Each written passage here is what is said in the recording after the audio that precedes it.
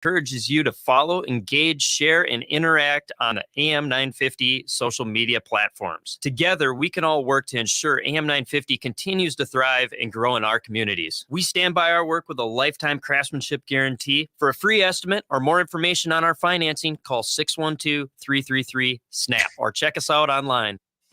Hey, Twin Cities, Latunji with Latunji's Palette Bakery and Cafe, located at 1400 Park Avenue South in the Elliott Park community. We invite you to discover the best peach cobbler, coffee, soups, salads, and sandwiches in the Twin Cities. And also, you can find my delectable treats at North Market Grocery Store, Annex Farmers Market, Plant-Based Pop-Up, Bobby and Steve's, Handsome Hog, and our website, latunjispalette.com. That's latunjispalette.com.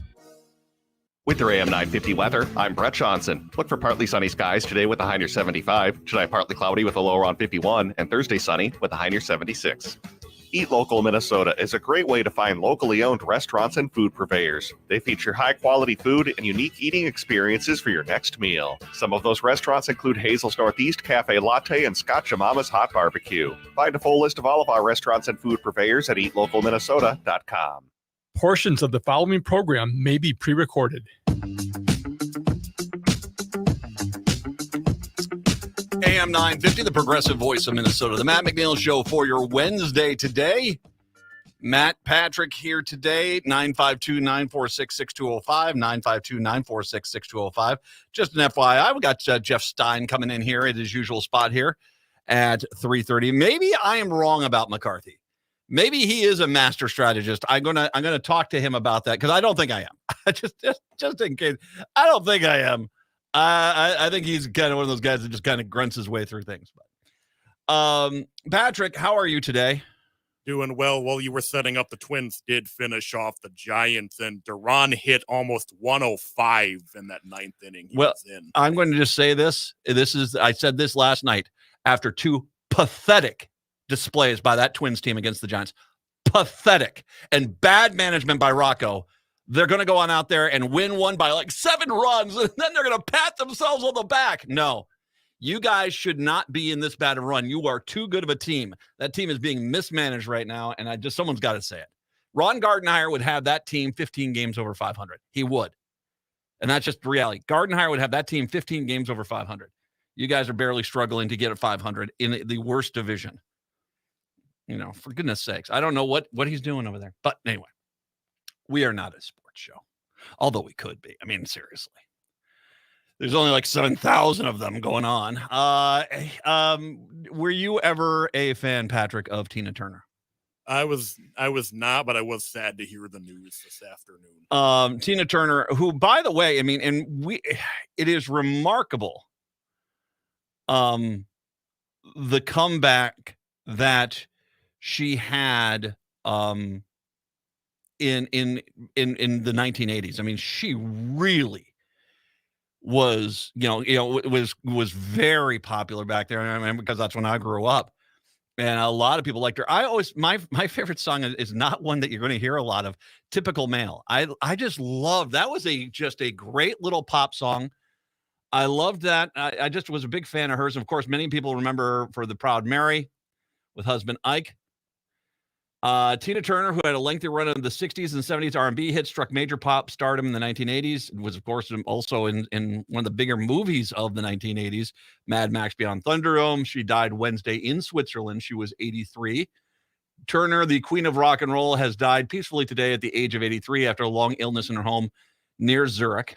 With her, the world loses a music legend and a role model. More than a decade after her crossover hit Proud Mary with husband Ike, Tina ascended to the pinnacle of pop fame in 1984 with Private Dancer, the album that was huge. The collection, which spawned a trio of top 10 hits, sold 5 million copies, garnered 4 Grammy Awards, though she never matched that breakthrough solo success she recorded and toured profitably until her retirement in 2000. She was phenomenal. I had a friend that saw her. We were down in Iowa, and she, I don't think she was in Iowa. I think she was in Chicago, and he went out and saw her and he said, it's amazing how good she is still. I mean, she really was one of those people that understood the showmanship of being a performer. Yeah, she was just fantastic. Rock and Roll Hall of Fame inductee in 1991, recognized at the 2005 Kennedy Center honors for her career achievements. One of, I would say, top 5 voices ever. Aretha's up there for sure. You know, it's clearly, yeah. I mean, she's got to be. I mean, she just was so good, so good. And like I said, as a person that lived in the 80s, when she came and really started, you know, in the, you know, with the Private Dancer, that was such a huge success for her. And what's love got to do with it was, of course, the big one was number 1. Better Be Good to Me, Private Dancer. Unfortunately passing away, Tina Turner. And still, once again, one of the best voices I ever heard. 952-946-6205. 952-946-6205 is the phone number. I do have a bit of good news once again. You know, as much as Republicans are, whenever we get one of these ratings that happens where we're saying, hey, you know, we're one of the best states in the union, and the Republicans go, no, we're not. No, we're not. We're horrible. It's the worst state ever. You know, that's your standard Republican. And by the way, guys, that's a hoot. You keep that up now.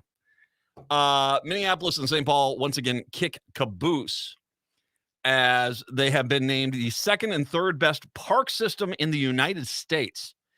Something that's underrated, by the way, Patrick, if I can say, the amount of people I have that come here and they are just amazed at how clean, how nice, how many parks we have in the Twin Cities. And we have a lot. St. Paul has now become number 2. It's the second best park system in the United States, according to new rankings from the nonprofit Trust for Public Land. The city has maintained the second place in the rankings. It is held since 2021. Minneapolis climbed to 3rd this year. The city's park system had landed in the top spot in 2020, but dropped to 3rd in 2021. Ranked 5th last year. What the heck, guys? It's not going to surprise you when I tell you who the number 1 city is. You're going to say, well, of course, no duh, that's number 1. And then it makes it even more impressive that Minneapolis and St. Paul and Minneapolis, if I may, are 2 and 3 respectively. St. Paul continues to be a leader with urban park systems by calculating accessible, innovative, and safe parks, trails, and programs that everyone can enjoy, said Andy Rodriguez, the city's director of Parks and Rec. He wrote it on Twitter, of course, because that's where everyone gets freaking news online. Number 1, take a wild guess. Yes, what's the number 1 park system, city park system in the country? I saw this article and I did not read it, so I am blind on this. Denver was the one that came to mind. Is Denver even here? Nope, Denver's not in the top 10. It's Washington, D.C. Okay, that makes sense. Of course, because the entire half the downtown's a park. The mall. When was the last time you were in the mall in D.C.? Have you ever been out there? I actually have not been on the D.C. mall. You should. I mean, it's massive. I mean, it's massive. It starts at the Capitol building, goes up to the Washington Monument, heads over to the Lincoln Memorial. It is a huge park out there, but they've got them all over the place. The park over by Jefferson, if you go from the Roosevelt, the FDR Memorial to the Jefferson Memorial, which, I mean, the FDR Memorial is over kind of by the Martin Luther King Memorial, and you go over there, that's just a lovely walk right there by the Potomac there. Very, lovely pools and very cool. And very much worth it. So that doesn't surprise me. DC being number 1 doesn't surprise me at all. St. Paul 2, Minneapolis 3, Irvine, California 4, really? Arlington, Virginia comes in at 5, and no Denver anywhere to be seen. 952-946-6205. 952-946-6205 is the phone number. So it's happened. It's happening again. It happens every time Democrats pass a bill that you pass the bill and we don't like it, so I'm gonna leave. This time, the boo-boo kitty we're talking about is Howard Root. Retired CEO of Vascular Solutions, author of Cardiac Arrest, blah, blah, blah, blah, blah. Anyway, in case you missed it, Howard Root and Broadcorp brought this up. He's one of these guys that likes to give money to Republican causes. So, by the way, the editorial that's in the Star Tribune saying, I'm leaving because I got my boo-boo kitty feelings hurt. And I'm going to put out, by the way, an alternative theory here. He wrote an editorial, I'm leaving, and may I say, on behalf of everyone here in Minnesota, bon voyage! See you later. Actually, we will see you soon. Once you go to the House of Horrors, that's medical care in the southeastern United States, I guarantee you'll be taking regular flights up to Minneapolis, St. Paul. Garrett, you'll be trying to hide it from everybody. I don't want anyone to find out I'm up here, but you will be here because good luck there. You got rheumatoid arthritis? Well, we're going to give you a Pepsi. All right, really? That's what you're going to give me? Yeah. Okay, sure. Why not? Needless to say, that Howard Root is a far-right Republican donor. And as Broadcorp says, from reading from Broadcorp's stuff, he basically is one of these guys that doesn't want to just give money to the Republicans. He was one of those guys that wanted to be kind of the strategist, the kingmaker, that sort of thing. And so apparently, and I don't know how much he was involved, but the implication is that Howard Root was part of this Walls Failed campaign, which was, it didn't work. And by the way, your candidates didn't work. I think, which is a much larger issue, how your party has become from picking the biggest loon ball in the state to be your nominee and then wondering why that doesn't sell. So you've got that issue there. That's a problem. But he apparently was the guy behind the Walls Failed campaign, which you saw everywhere. So he's not neutral. Let's just make sure we understand. He's not neutral. This is not like, I'm just a regular business guy who never once cared about politics, and now I'm leaving. Sure. No, you're a right-wing hack, and that's what you are. Now, on behalf, once again, of all of us, we will not miss you. Goodbye. So long. I don't know. Why do you think this is a threat to us? We're going to be happier without you here. So toodles. Bye. Off you go. As a matter of fact, can we put up a sign on the border over in Hudson where it comes across from Wisconsin? It says, welcome to Minnesota. And can we put a little additional sign there that says, but not Howard Root. No, you stay out. Can we do that? That would be great. We might have to go. I'm not encouraging anyone to vandalize anything, but maybe gotta get one of those lawn signs made up and put it right there. Except you, Howard Root, you're not welcome here. Bye. Can I make a point? Is he leaving because the Democrats kicked ass and took names? Or is he leaving because, he basically is taking the blame from a lot of Republicans for being part of the reason why the Democrats won so much and were able to take advantage of the situation? And that's the one question I have is that it seems to me the larger problem for him is that he basically is maybe he's just ashamed because the Democrats did so well right now. I mean, if you haven't, oh my God, the Republicans in this state, they're all, I mean, they are, by the way, they are this close. I mean, this close to basically just going down racism alley. Not that they already don't, straddle that line all the time. Their whole thing is all the working people in Minnesota, white people, all the working people have to work, get nothing but higher taxes and all of our stuff taken away. And those people, black people, minorities, those people, they take everything.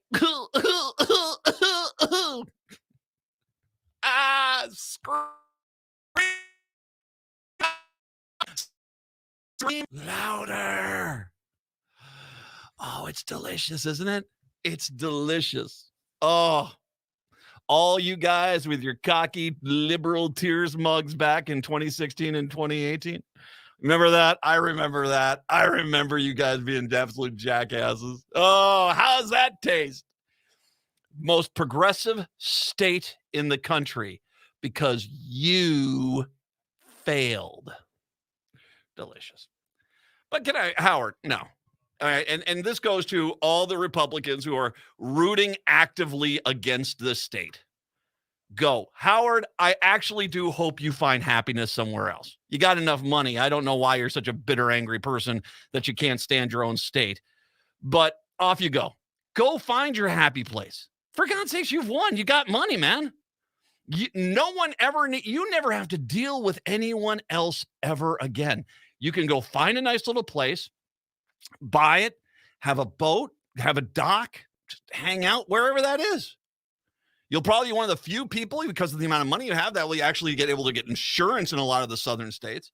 Like I said, you might want to be careful with the medicine there. But, I mean, if you don't want to come back to Minnesota, I mean, Cleveland Clinic is pretty good, and they've got a few good hospitals around, D.C. that you can go over and try out. Johns Hopkins is pretty good. You know, really want to go out to Cedars-Sinai. That's way out in the West Coast, but, you can go out there. So you don't even need to come back here. But go. No, seriously, Howard, go find your happy place. And to all you Republicans who are belly aching, rooting against your state, go. Go. You do not have to stay. If this is too painful for you, your house will sell. Well, I presume it will. I mean, it's hard out in rural Minnesota, but in the metro and suburbs, it will sell in a heartbeat fairly quickly. You will say to yourself, I don't want any of the social safety programs. I don't want any of the benefits, and go. None of this stuff kicks in anytime. You got 2 or 3 months. So now it's time for you to go and go find your happy place. You have one trip on the spinning rock. That's it. I'll quote the Beetlejuice musical. The secret of life is that no one makes it out alive. I mean, you got one trip here. Go be happy. Don't just sit here and stew and be angry. So either your anger has validity and you're going to leave. All my best to you. Hope you found your happy place. People will come in and replace you, and we will not miss you. Or you're just belly aching because you want to try to make politics. And within 3 months, anyone that's still here that's belly aching because it's about politics will still be here, and give them all the grief that they deserve. All right? All right. 952-946-6205. I'm going to revisit the list of all the stuff that the DFL did because I found a ton more stuff that they did. I'll do that, and then I got Stein coming on in here. 952-946-6205. 952-946-6205. It is the Matt McNeil Show right here on AM 950.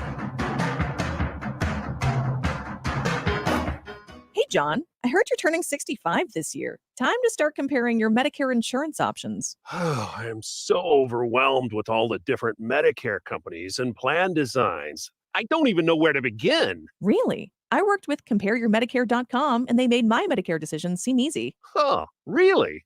Well, what do they do? CompareYourMedicare.com represents several of the top Medicare insurance companies in Minnesota. A local licensed agent will help you compare Medicare plans to determine which products best meet your needs and budget.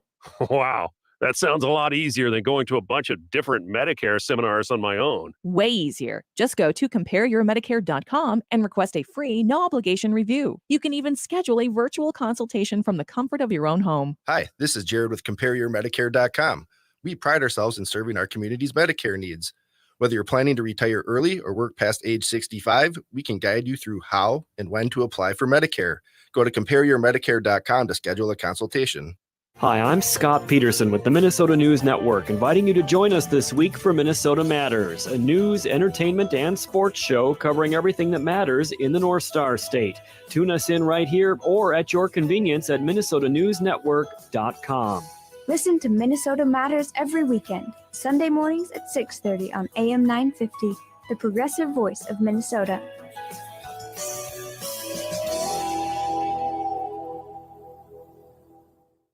Hot from 30 Bells on Main Street in Hopkins, my co-founder Tom and I developed our restaurant to celebrate everything Midwestern cuisine has to offer. Our upbeat neighborhood gathering place brings together bright personalities, bold recipes, clean ingredients, and craft spirits that play with unique flavors of the Midwest. The menu at 30 Bales is inspired by seasonal ingredients grown close to home. Some favorites include our devilish eggs, beet salad, short rib pot pie, and our decadent burgers. Join us for lunch, dinner, and weekend brunch. Go to 30bales.com to learn more. AM 950, the progressive voice of Minnesota. It's the Matt McNeil Show. By the way, go to 30 Bales. It's delicious. It's right near my house. I go there all the time. It's fantastic. So stop on in there. 952-946-6205, 952-946-6205. Let's run the list. Once again, this is the list of things. This is just the main stuff. This is just the main things that got done. There's a ton of secondary things underneath the surface here that I really haven't been able to explore too much. But this list, and this is a long list, is all the things. I'm going to go through it quick because I got Stein coming in here. Minnesotans can make autonomous decisions about their reproductive health concerning contraception, abortion, and pregnancy. Minnesota is a sanctuary state for women seeking abortions. Subpoenas and extraditions in regards to abortion will not be enforced in Minnesota. Other abortion restrictions, 24-hour waiting period, hospital mandates, women's information gathering, and informed consent rule were also ended. Minnesota is a sanctuary state for transgender individuals seeking gender-affirming care. Minnesota will not help enforce any out-of-state prosecutions. The practice of conversion therapy for children and vulnerable adults is now forbidden. Paid family medical leave is now law in Minnesota. The DFL delivered the largest tax cut in Minnesota history. The major expansion of high-speed broadband across the state brings us close to border-to-border coverage. All electricity in Minnesota will be carbon-free by 2040. Rebate checks for Minnesotans making $78K a year or married making $150K or less, and rebates for as well up to 3 kids per household. The child tax credit focused on lower-income workers of up to $1,750 per child under 18. A massive expansion of Social Security tax exemption geared towards couples making less than $100K a year and individuals making less than $78K a year. Over 75% of Minnesota seniors will no longer pay the tax. And I want you to remember that. There's going to be a lot of Republicans out there like, well, you're still hurting this. Well, the vast majority don't pay it anymore. And the people that do pay it are the people that have the money that can pay it. So there you go. Universal free school breakfast and lunch to all kids. I'll come back to that next hour. Minnesota has a red flag law, which means authorities can seize firearms for someone deemed to be high risk of injuring themselves or others.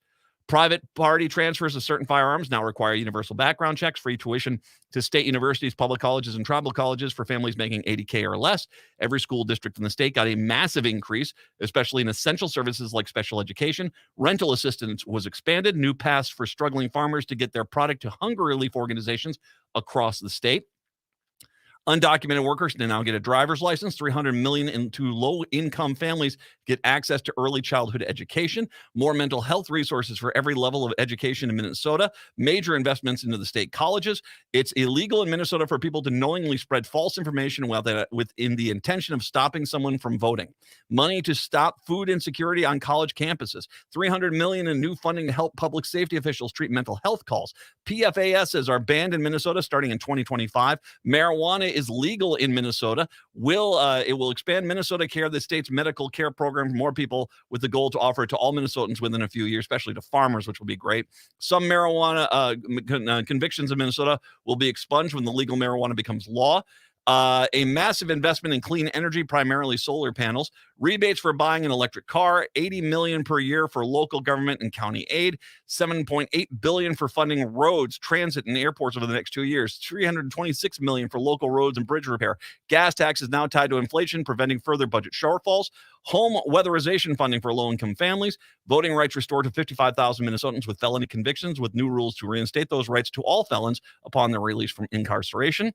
Far more restrictions on no-knock warrants, harsher penalties for carjackers, a massive increase in spending to upgrade the facilities of the state parks in Minnesota, benefiting every part of the state, a major investment in the expanded mental health services for farmers. 16-year-olds will be automatically registered to vote in Minnesota, through $43 million to help battle violent crime in Minnesota. More authority to the AG to scrutinize medical mergers in the state to make sure the mergers benefit Minnesota. Removal of the archaic rule that prohibited the studying of expansion of mass transit in the South Twin Cities metro area. Funding to get commuter rail from Twin Cities to Duluth. Increased funding for the Attorney General's office to allow him more counties to help more counties prosecute criminals. $5 million in renovations to the Duluth Entertainment and Convention Center.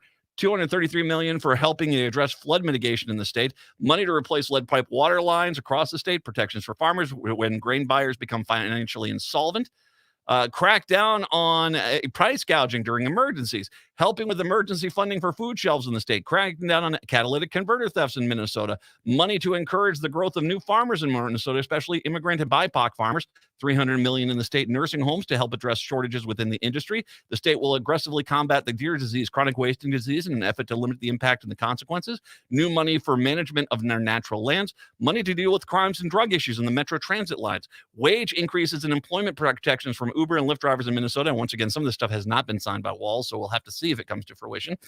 All full-time workers can accrue paid sick and safe leave time, money set aside to the study of long-term effects of COVID.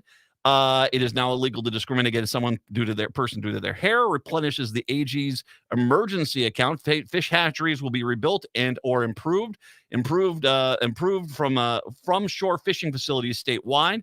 Expanded options for dealing with homelessness, the expanded dental benefits for the needy. The governor's commission appointments can no longer be held hostage as a long-term negotiation tool. New police stations, fire departments, and public safety centers across the state. Student loan forgiveness for hospital nurses. $35 million to improve boat ramps and facilities at Lakeside statewide.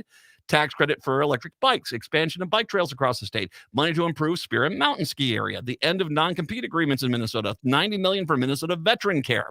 Increased local cybersecurity grants for local communities, a new public health facility in Bloomington, more school resources for Native American students, $40 million increase to Head Start, $380 million for 47 wastewater projects across the state of Minnesota, cash money for various projects, including rebuilding Highway 8. People on bicycles can now do rolling interchanges, the Idaho stop, I guess. We've addressed the potential minnow shortage crisis. Juneteenth is now a holiday in Minnesota. They're committed to explore the possibility to expand the North Star line all the way to St. Cloud and a new sheet of ice in indoor ice in Hermantown. Plus, we named a highway after Prince.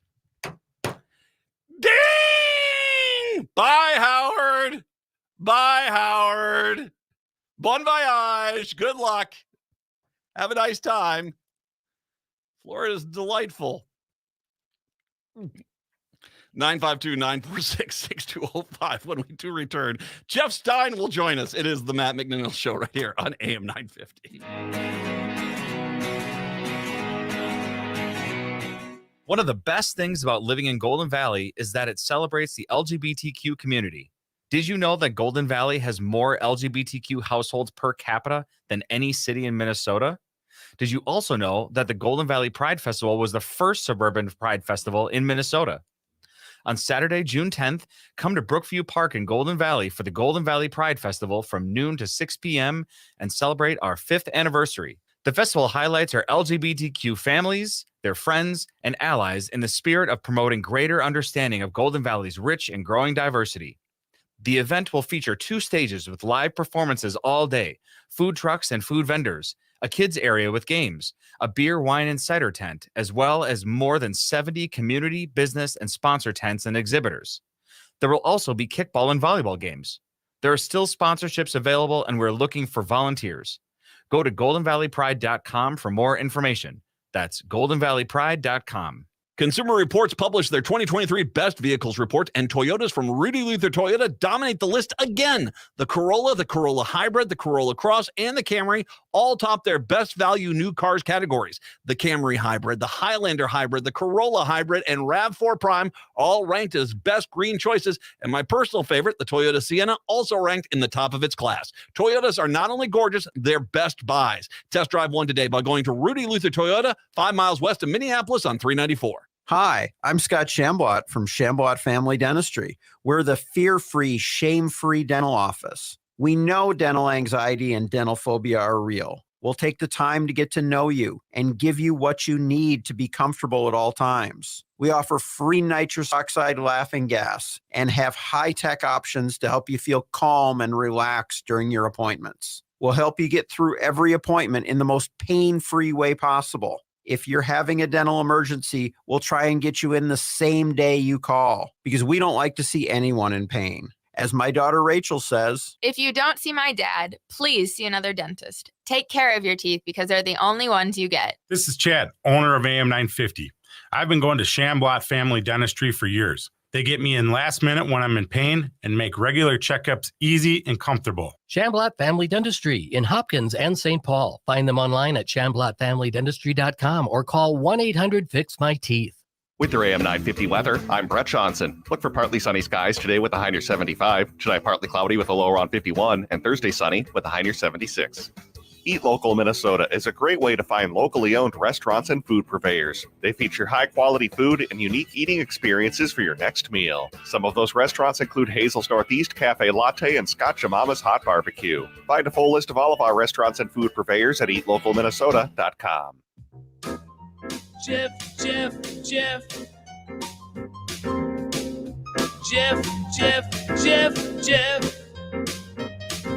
J-E-F-F Jeff. J-E-F-F Jeff. J-E-F-F Jeff. Jeff Stein is our national presidential expert. Noted author. You can find his books over at Next Chapter Books, totallyiowa.com, the Iowa Politics Report, and the Iowa Business Report come to us from KXEL in Cedar Falls, Waterloo, where he is currently stationed right now. Hi, Jeff. It's a karaoke favorite, isn't it? I can do that one. I can do that one. I'm wondering, by the way, in listening intently to the commercials during the most recent break. Yes. Would laughing gas be possible for guests of your radio program? We need it. I mean, for goodness sakes, man. This is my point. If the good dentist is willing to broaden the scope of how the laughing gas is administered, sign me up. Oh yeah, it's Dennis Hopper and Blue Velvet. Great, yeah, that's what we want. That's the world we want to get into. Thanks, Jeff. Could it be worse than where we're at right now? Well, let's face it, it's Matt's doom and gloom 2-hour fest. So it's always just a delight. But you've got a Piggly Wiggly T-shirt on. This is the one I got when I got yours, man. Where's yours? I told you, my wife took it because it was too cool for me. But that's how I recognized what you were wearing. It's very nice. I should mention, because Iowa, especially at least with the Republicans, is still one of the first states there that they focus on. That you are going to be, you basically get to have your own little private love fest with the Republican candidates, right? Not just Republican candidates. We've got Bobby Kennedy tentative for June. Okay, so what do you want me to do? What do you want me to do? There are 3 Democrats who are running. They've been invited. If you can get the president to come in, I'm going to sit down with him. What do you want? I don't know if he will. I mean, will you? If the Democratic president, will he make it? He'll make a trip at some point. But imagine he's, considering how many people in Iowa are probably upset with him because that Iowa's no longer on the front on the DFL, the Democrat side. That I imagine it's not going to be a little bit persona non grata. But you see, I am Switzerland, and so therefore, everyone is welcome at my table. Now we should probably explain what we're gabbing about. We're doing a project. It's called Iowa Talking Points, and it's broader than just the political candidates, but it's going to be a cross-platform live video stream, video on demand, audio on demand, radio program, print, whatever they invent tomorrow. And IowaTalkingPoints.com is the website where you can get information. Live audience, Matt. We're bringing in a live audience, and we'll have candidates as they come through. We'll also do panel programs on topics because I had too much spare time. Yeah, I don't know. I mean, dude, man. I mean, seriously, what are you doing, man? You just calm down. Okay, you win, Jeff. You can stop. Will you have pudding cups for DeSantis when he comes by? I'll pay you $100 to go get some Jello pudding cups and just put them right in front of him as you start the conversation. Well, perhaps instead of offering him a glass of water, I'll just say a snack, Governor. What's the over under of Elon Musk doing that tonight during Twitter Spaces? I mean, it's interesting. Is Elon Musk trying to position himself as a VP candidate for him? Well, I think what he's doing is saying anybody who will come and give some level of legitimacy to my platform is welcome. And by the way, I don't think he could be because he was born in South Africa, right? I believe he was. Sure. Maybe. Sure. I think he was. I don't think he could actually be a president or vice president. So I mean, we all knew this was coming. I mean, well, sure. And we here talked numerous times that you probably want to sit this one out, Ron, but apparently he doesn't listen to the show and take our advice. Ron DeSantis now is officially in the GOP campaign. I'm sorry, and I know this is I just joked about this. I do not see how he overcomes the pudding thing. Hey, the boots during the storm were one thing. Yeah. But you know, look at Howard Dean. Remember Howard Dean had that speech and he goes on out there and goes, ah! and that ended him. That ended him. Trump is already making that a focal point of his attacks is the two-fingered pudding eat. And I think the reality is that that's weird. It's not Reagan liking jelly beans weird. That's just weird. And so it's kind of one of those things where I just don't think he's got a chance, because the longer he's in this thing with Trump, especially, the more his inadequacies and weirdness kind of get exposed. Even without the pudding situation, the DeSantis rollout has been hideous this year, right? I mean, he wins re-election as governor of Florida. Massive win. He's term limited, which means 4 years and out. Why in the blazes do you run at this time? And don't give me this, I'm here to save America. There is nothing, there's no path, because I don't think the constituency of Trump without the drama, which is what he's going on, I don't think there's a constituency for that. I just don't. And here's the thing that is interesting. Trump has been tearing into him for months. He welcomed graciously Nikki Haley to the race when she got in. He welcomed Tim Scott into the race this week while taking a shot at DeSantis. The more people get in, the better it is for Trump. Because look, Matt, at the numbers right now. Trump, by the polls, and this is for Republican primary caucus voters, he has more than everybody else combined. The more people get into the race, the worse it is for DeSantis. DeSantis wants one-on-one. Yeah. Trump is not going to do any of these debates. He's not going to put himself on a stage with DeSantis.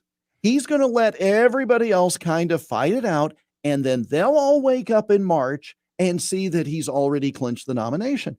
That's what's going to happen. There was an editorial, and I should have. I don't have it with me. I just all of a sudden dawned on me.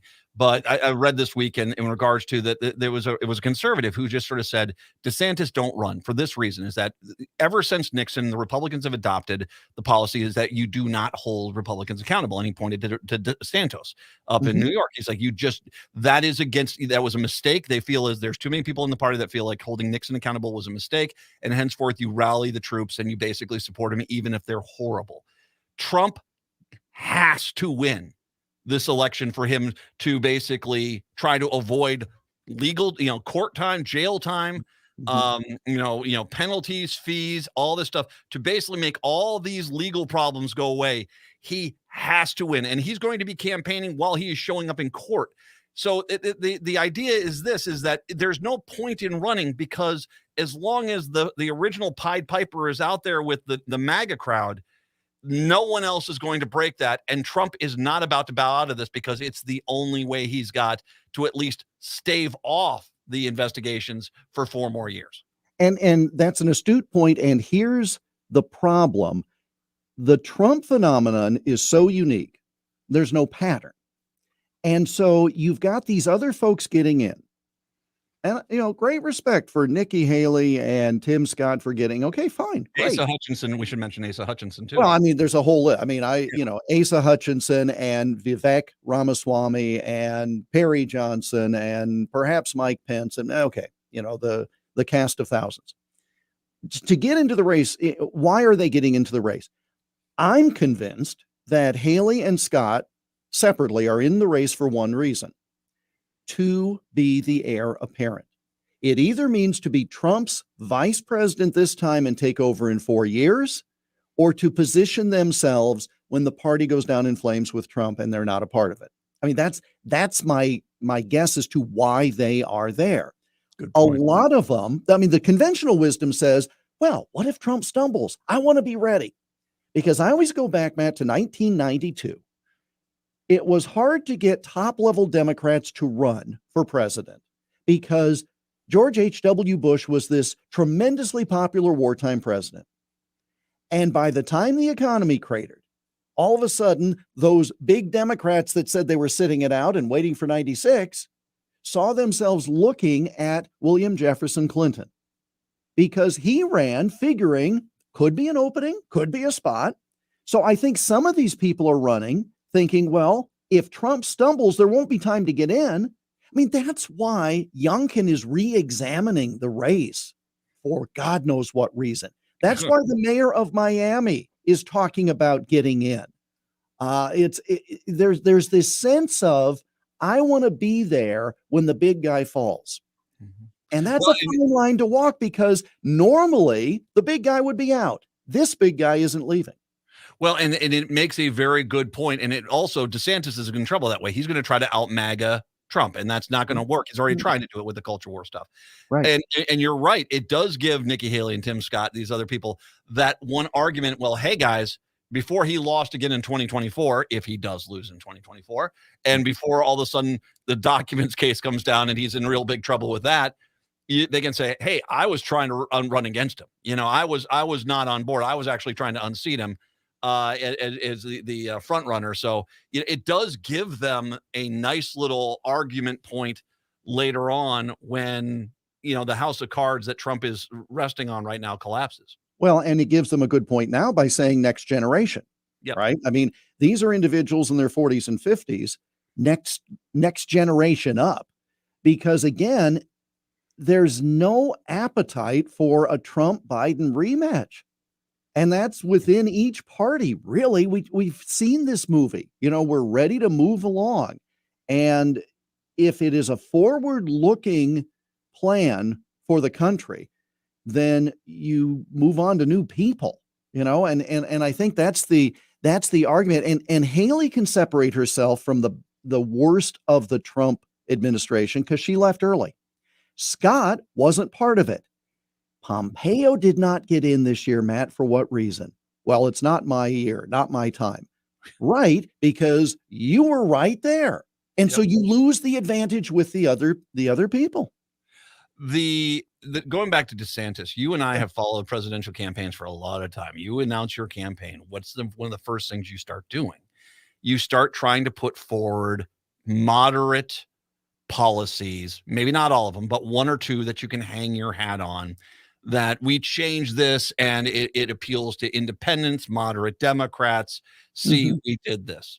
Right. We are not seeing that with DeSantis. He seems to be doubling down and tripling down on how extreme he possibly can get. And what's interesting is the idea is it's going to be a point where when's the primaries, it will probably be over. Say DeSantis for some reason does win and, it pulls it off. And it's like April, May of next year. He's still out there doing this red meat, all this extremist far, right, kill Disney, kill Target, do all these things, kill Bud Light. He's doing all that. He doesn't have a window. I mean, how in the world do you even try to turn that around to say, hey, remember when I was crazy yesterday? I'm better. And it's not something that you're going to be, he's just not going to be able to pivot away from that.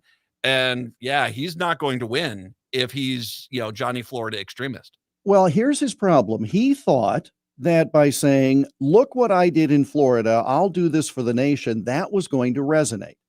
Okay, well, A, it's not going to resonate in blue states.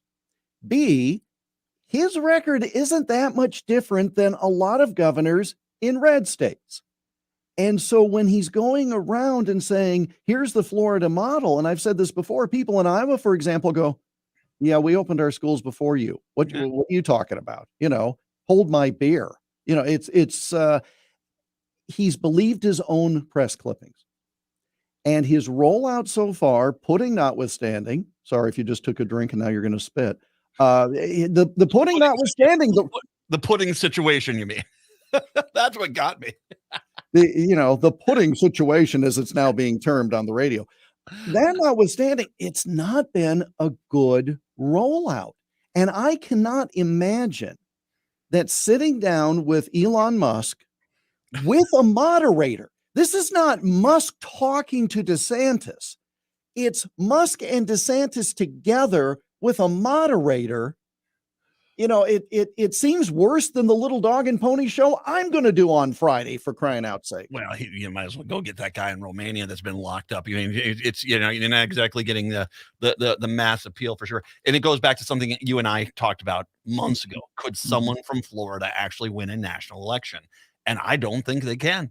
I don't, because Florida is the running joke, and it's not like you brought up Clinton, Clinton, Arkansas, not exactly, kind of, I'm not saying it's a beloved state in the nation, but it's not a derided one per se.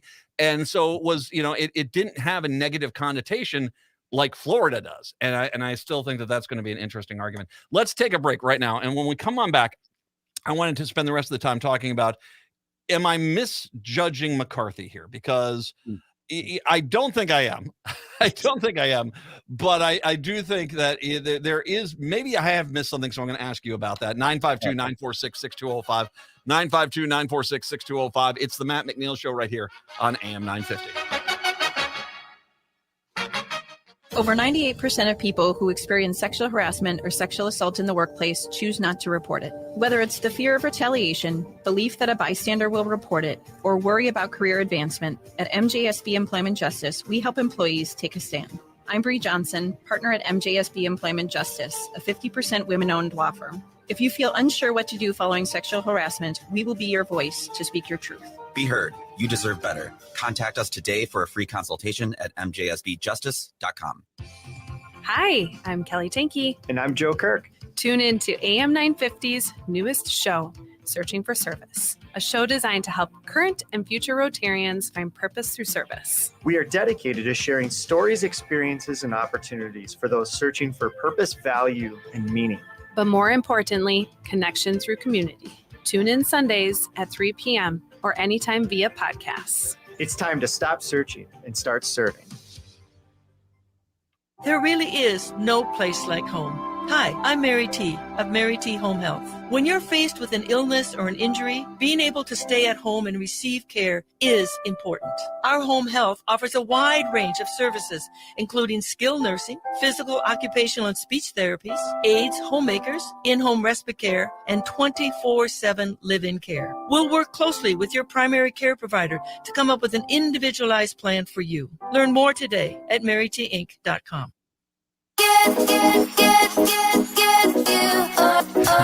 AM 950, the progressive voice of Minnesota. It's the Matt McNeil Show. Jeff, we are hearing from Florida. They say, DeSantis is pretty disliked in his own state. So it's not exactly, he's got issues.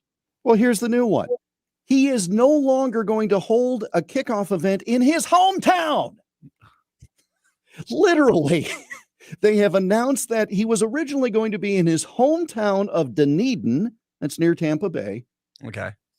And they've all of a sudden canceled appearances for the candidate to be in his hometown.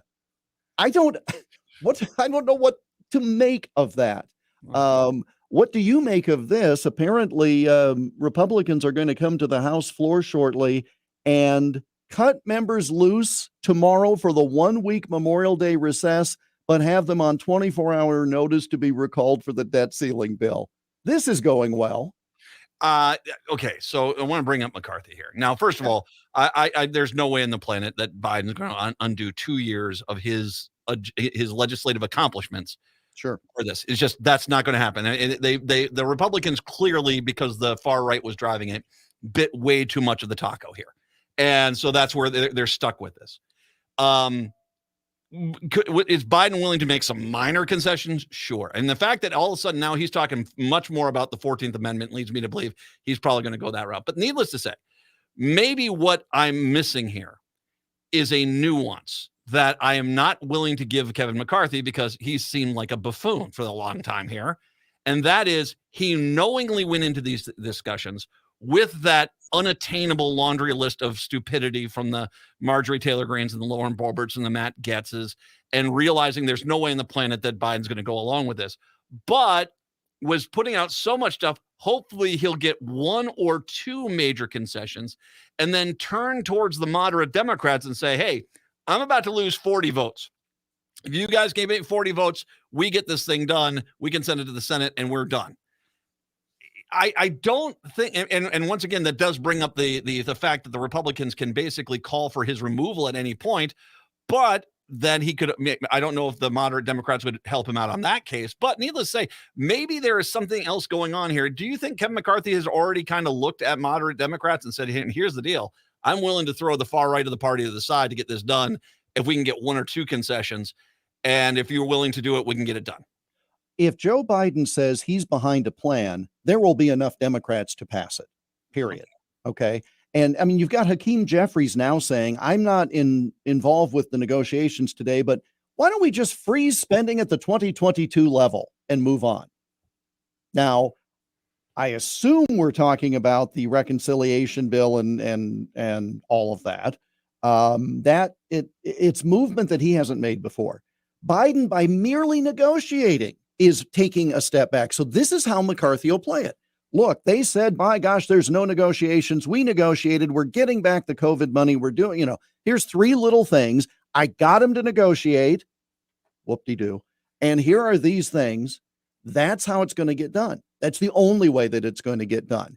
And if Biden signs off, that clears it for the Democrats and independents in the Senate. There's 51 if everybody shows up. You only need 9 Republicans. Mitch McConnell's got that many friends, and you get cloture and it gets done. So it all is down to 2 people on the continent, Kevin McCarthy and Joe Biden, agreeing on the same thing, and it gets done. Messier in the House, but that's going to be McCarthy's play. Hey, look, I got spending concessions. We said we wouldn't increase without, and he's going to claim victory. Well, but, and you know as well as I do. Well, first of all, I think, I'm not so sure completely omitting Chuck Schumer from this entire process is a good idea, because you still got the filibuster problem in the Senate. Now that's aside. We'll get to that hurdle eventually down the track. Yeah, sure. But you know as well as I do that Boebert and Marjorie Taylor Greene, they're not going to take. I mean, they want some major clawbacks. And they're just not going to take this. I mean, these people, they just believe their own press. And so I just do not know how McCarthy, I understand what you're saying. Mm-hmm. That's how things used to work. Sure, I'll make you a concession. Yeah, the Republicans got put in charge of the House. We'll give you a little bit of concession, but that's just that. They're the Republican, the far right Republican, the MAGA crowd in that caucus wants basically everything from the last 2 years before they took office undone. And I don't think you're going to be able to sell it to them unless it's a good portion of that. And that's just not going to happen. Well, okay, so don't. So leave 15 or 20 of them behind. Because if Biden calls Hakeem Jeffries and says, I'm on board, you tell me you can't get 10% of the Democrats to sign on to get it over the hurdle? I mean, if McCarthy loses 20, can't you get 20 from the Democrats with Biden putting his thumb on the scale? Well, Dean Phillips, the rep up here, the Democratic rep, he's already said, I'm willing to help out the Republicans. So, yeah, no, you have to be not helping the Republicans. At that point, you're helping your president, right? I mean, if you're Democrat Matt McNeil, representative of the 198th district of the great state of Minnesota, the president of your party says, I should have said representative of the 950th district. Thank you. There you go. Okay. If the president of your party says, I need your support on this, what are you supposed to do? Of course, you're going to vote for it once he says it's okay to do it. At that point, it becomes the president taking some claim for snatching this default away from the Republicans who were hell-bent to do it on their own. Well, I think the 2 things. One, Dean Phillips actually told Biden shouldn't run again, so I don't think he's going to be there. There's not let it go, buddy there. There's, and then the other thing is that I think you are helping the Republicans, because the Republicans passed these bills. I mean, this budget was cratered by the Trump tax handout. The Republicans passed clean debt ceilings for years, no problems. This is dog and pony show. And at the end of the day, I still think the Republicans will come running, screaming with we passed a bill that's clean. Just get it done so we don't default. I think you are bailing out the Republicans if you say, hey, even we'll make some concessions, because the reality is this is just stupid. The 14th Amendment, you think it would work? No, I really don't. Do you want to be the judge that overturns it though? Well, what the 14th Amendment, I know the music's playing, it basically says you have to service the debt. It has, you just have to pay it from other things. And so I don't think it helps as much as some people think. It's a very nuanced assertion to make. I don't think a judge wants to be the person that rules and watches the economy crater 20 seconds later. So Jeff's on the Iowa Politics Report. We'll post that later. Hour 2 is coming up next. Bye, Jeff. In retirement, it's all about income, your money making money, while still controlling your principal. If your portfolio has recently taken a big hit, you're not set up for retirement income. We're Ferguson Financial, and that's what we do. We position portfolios to generate retirement income. Learn how it's done. Call us today, 888-429-5569, and check out our retirement income program, Sunday mornings at 9. This is New Beginnings, hosted by award-winning broadcaster and speaker Freddie Bell. Freddie, this generation of the baby boomers, people are living longer, so the baby boomers are taking care of elderly parents. Let's talk about your health, and specifically, let's talk about Medicare. Our show features the concerns of America's 78 million baby boomers in employment, finance, health and nutrition, and even entertainment. Join us for New Beginnings, Saturday mornings at 11, brought to you in part by Vision Loss Resources. Come on, you know it's true. Work is almost bearable when the Stephanie Miller Show is on. AM 950 KTNF, St. Louis Park, Minneapolis, St. Paul, the progressive voice of Minnesota. AP News, I'm Ed Donahue. Her manager says Tina Turner has died in Switzerland after a long illness. She was 83. Here's the AP's Margie Zaraletta. Tina Turner's life was a roller coaster. Hit songs in the 1960s, leaving an abusive marriage, becoming a superstar in her 40s, and having her life turned into a hit movie. She recorded songs like Proud Mary, Nutbush City Limits, and River Deep Mountain High with her ex-husband, Ike Turner. Turner's first solo album flopped. Then she released Private Dancer, and her career was bigger than ever. Angela Bassett played her in the film What's Love Got to Do with It? Turner said in a 1993 AP interview she instructed Bassett that the dancing should be energetic, not raunchy. She appreciated that as well, because she was a few times going to the front. No, not from the front, always to the side. I'm Margie Zaraletta. On the one-year anniversary of the Uvalde school shooting in Texas, President Biden says it's a tough day for families of the victims. Standing there in Uvalde, Jill and I couldn't help but think that too many schools, too many everyday places have become killing fields in communities all across every part of America. And in each place, we hear the same message: do something. For God's sake, please do something. The president says there needs to be a ban on assault weapons. Stocks finished lower, the Dow down 255 points. Talks continue to try to raise the nation's debt limit to avoid a default. Treasury Secretary Janet Yellen says it could happen soon. We no longer see very much likelihood that our resources will enable us to get to the middle or end of June. Yellen was at a Wall Street Journal CEO summit. A Republican-led investigation accuses Texas Attorney General Ken Paxton of committing multiple crimes in office, including felonies. Paxton says it's false. This is AP News. Women are tired of bulky, leaky plastic pads made with harsh ingredients that itch and irritate their skin. Attention Grace has set out to design the cleanest, highest performing incontinence products, and the difference is night and day. Women everywhere are switching to Attention Grace, a revolutionary line of skin-safe incontinence liners, pads, and briefs that are tough on leaks, safe on skin, and gentler on the planet. Ready to upgrade your incontinence care? Attention Grace, now available at walmart.com and 1,500 supercenters nationwide. Angie's List is now Angie, and we've heard a lot of theories about why. I thought it was an eco move. Fewer words, less paper. No, it was so you could say it faster. No, it's to be more iconic. Must be a tech thing. But those aren't quite right. It's because now you can compare upfront prices, book a service instantly, and even get your project handled from start to finish. Sounds easy. It is, and it makes us so much more than just a list. Get started at Angie.com. That's ANGI, or download the app today. Hi, this is Frank Brown, owner of Minuteman Press Uptown, Minnesota's only minority-owned union printing company. We have big news. We've moved to North Minneapolis. Why did you move? As a Black business owner, I wanted to be part of the North Minneapolis community to provide jobs. Are there other reasons you moved there? We have bigger new equipment and outgrew the other location. What kind of new equipment do you have? We have new equipment that allows us to print quality signage and banners. We also have a new inkjet printer, printing larger sheets, improving production efficiencies. Is the new location easy to find? It's not only easy to find, it's more convenient with plenty of parking. We are now located on Washington Avenue North off I-94 and the Dowling exit. So do you still print everything? We print more than everything. We have over 175 Google reviews with a 5-star rating. Call 612-870-0777 or visit mpuptown.com. That's mpuptown.com. We print everything. Would you let animals pick your insurance? Do you really need to experience mayhem to get the best rates? Or how about a celebrity quarterback or fake university saving you money? There's a lot of marketing stunts when it comes to insurance, but what you really need is someone looking out for you. Call Array Insurance, and they will work hard to find you the best insurance coverage and rates. So avoid gimmicks and call Cheryl at Array, 763-504-3067 or arrayinsurance.com. Array Insurance, working hard for you.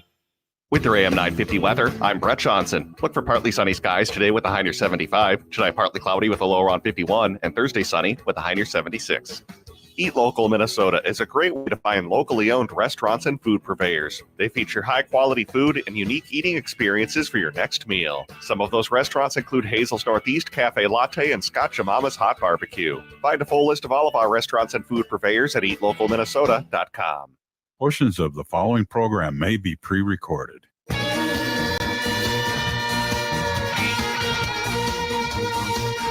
AM 950, the progressive voice of Minnesota, the Matt McNeil Show on your Wednesday. Good to have you with us. Of course, Stein not only will have that spotlighted interview a little bit later on, but when do we air the Jeff Stein Experience on the weekend here? I believe it's at 6 a.m. and at noon on Sundays, but we're going to be changing that. All right. Well, and for the time being, you can get your Jeff Stein, the best of the Jeff Stein Experience on the weekend. We re-air that interview coming up this weekend, so make sure you're listening for that. And speaking of which, coming up this weekend, by the way, do you have any fun plans for the Memorial Day weekend, Patrick? I'll actually be at the Twins game Friday against Toronto, and then I'll be in Duluth just for the day on Saturday. So I've actually got some stuff going on. I've got a 5-day weekend. So Nice. Looking forward to it. Duluth, what do you get? Anything particular up there you're doing that you're going to enjoy up in the Duluth area? My friend is having a celebration that we're just for a few hours, so I'll have some time to do my own stuff. Well, I mean, it is a pretty city. I like Duluth quite a bit. And did you hear about what happened up there? They were like 80 degrees, and like an hour later it's like 55. Those days, I remember one day in college, and it was even better because it was just completely miserable. It had to be in the around 90, high humidity. And then it just plummeted into the 70s, and it was probably one of my favorite days that I recall. Except then it was back in the 90s the next day, and we didn't get saved by the lake again. Yeah, you get out by Cloquet, man. It can be kind of hot and sticky. You get up by the lake, it's nice. I remember the opposite. I remember one day, gosh, where was I working? It was like 30 degrees, and there was snow in the morning. And it was hard to comprehend how that afternoon it was something like 70 degrees. It's like it went up 50 freaking degrees in one day. Weird. But now that was not in Duluth. That was just weird. Duluth, that's just Duluth. So, pack everything. That's how you have to say it there. I'm going to go. I'm going to go on out. I'm catching Murder on the Orient Express over at the Guthrie this weekend. Got tickets to see that. Yeah, I'm going to, obviously take some time on Memorial Day, and I've got one of my kids has got a birthday. My youngest is turning 16. So that's got to deal with that. But yeah, we got some fun plans this weekend. I hope you have a wonderful Memorial Day. Just an FYI, we are back here live tomorrow for a show on Thursday. We are then off. Best of shows on Friday and on Monday. Back with a brand new show on Tuesday. All right. 952-946-6205.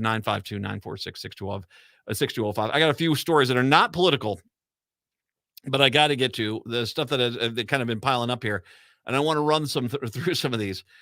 And yeah, there's kind of an ugliness to all of these here, but I'll start with I consider to be the lightest one. A Minnesota woman has pled guilty to a global mail fraud scheme involving romance scams and federal pandemic assistance programs. Gail Joyce Ferngren, 69, of Rush City, is accused of laundering $1.8 million and sending the rest of the money to other conspirators around the world in countries like Egypt and South Africa. She was initially indicted in December on 4 counts of mail fraud and 1 count of conspiracy to commit money laundering. The scheme happened from 2017 through 2022. Court documents say most of the fraud money was taken by making false claims to multiple states' unemployment insurance programs and the federal Paycheck Protection Program. Per Ferngren's guilty plea on or about May 27th, another scheme that was May 27th of last year. Another scheme co-conspirator not named in the complaint submitted an application in Ferngren's name looking for a PPP loan in the amount of about $20,833. The application falsely claimed that Ferngren worked as an independent contractor doing residential remodeling since 2017 and included falsified tax records and income claims. The Minnesota alone, Ferngren allegedly received around 68 pre-loaded debit cards with more than $1.3 million in unemployment insurance benefits from other state programs. She, along with other conspirators, withdrew a total of about $680,922 in cash via approximately 719 separate ATM machines. That's getting around. The indictment says between May 2020 and February 2022, Ferngren and another co-conspirator purchased over $900,000 in Bitcoin cryptocurrency ATMs in the state. Yeah, that was gonna. Yeah. Oh boy, talking about criminals getting fleeced. The state using cash received from stolen cards that are mailed to Ferngren, and the co-conspirators. They later transferred more than $336,000 to combined cryptocurrency accounts controlled by at least 2 others overseas. She would also use romance scams to make money. One of the examples provided in the complaint says she deposited checks for $95,900, $97,500, respectively, that were both sent by a victim in Colorado under the direction of Ferngren's co-conspirators.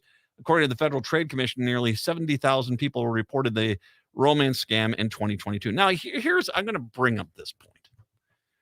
Here is this woman up in Rush City. Funny story. She laundered $1.8 million. She stole so much money. She knowingly stole tons of cash. She robbed all of this money. This is not something honorable. Yet, couldn't find a picture of her anywhere. It is amazing to me. You can have a thief of this magnitude with intent, desire, multiple co-conspirators, a grandiose scheme on this level, stealing hundreds of thousands of dollars. And yet, because, she has what sounds like a white name from Rush City, guess what? Her photo isn't included in the news stories. Not at all. Nope. If she's getting charged, there's a mugshot. For some reason, that doesn't make it into the story. But a black man steals $10 from a gas station. Guess what's above the headline in that story? Exactly. It's not that there's bias. It's such unbelievable bias. Because I guarantee you there are going to be people out there, Republicans, who are like, lock every black person up for the rest of their lives sort of mentality, saying, I don't know why you're charging her. She just wants to be rich. Who doesn't want to be rich? I don't think this is nearly the crime you think it is. Come on, please. You can steal. I have no problem in looking at someone who steals $20 from a liquor store and saying, yes, you're a criminal. You stole $20 from a liquor store. You're a criminal. But I'm sure as heck going to call this a criminal.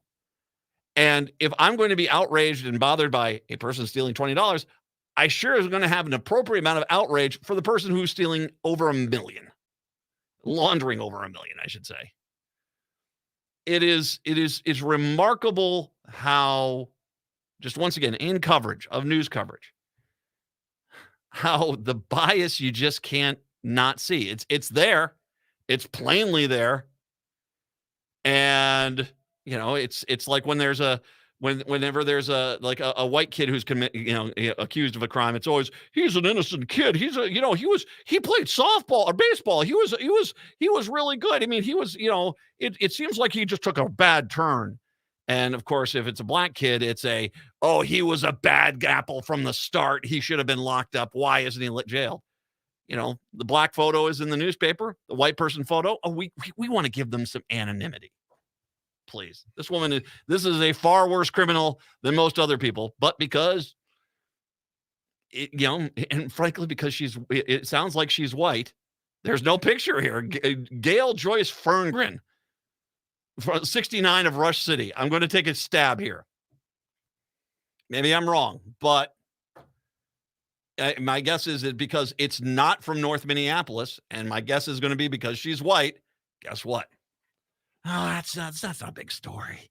But did you hear about the black people who stole money through that food assistance program? Oh my God! Feed your future. Oh my God! Where's the outrage here? Where? That's a very similar case. Where are all the Republicans upset about this case? That's a real chin scratcher, isn't it? Wonder why. 952-946-6205. 952-946-6205. Now, as I said, that was probably the least offensive of the stories. I'm going to get you the worst one right now. This story, this is hard. This is going to be a hard one to read. This is unbelievable. Cottage Grove, you got to do better here. A Cottage Grove Culver's restaurant is being sued by the federal regulator, which is accusing managers and employees of abusive behavior towards other employees. The lawsuit filed by the U.S. Equal Employment Opportunity Commission names franchisee R&G Endeavors as the defendant. It operates a fast food franchise at 7998 Hardwood Avenue South in Cottage Grove. The filing was made on behalf of 5 former employees at the restaurant for incidents that allegedly happened within the past 5 years, which are described as offensive conduct related to a person's race, sex, sexual orientation, and disability, the EEOC said. According to the lawsuit, so I want to make sure we understand this. This is the managers at Culver's. Managers at Culver's, okay? Managers and other employees doing this to other workers at a Culver's. In one instance, managers and other employees singled out a gay and African-American employee with racial and homophobic insults that included the N-word and the F-word, discussed his sex life, and referred to him as the restaurant's adopted African child. Wow. Holy God. Oh my God. Oh my God. Company staff also allegedly subjected another employee who has a disability to bullying and disability-related slurs while providing him with less pay than his coworkers who didn't have disabilities. Wow. The lawsuit mentions female employees, some as young as 14, being subjected to sexual harassment that includes unwanted sexual touching, what? Jokes and propositions. The incidents were reported to management, but EEOC accuses the business of failing to address the harassment and discipline those responsible. I want to stop there for a quick second.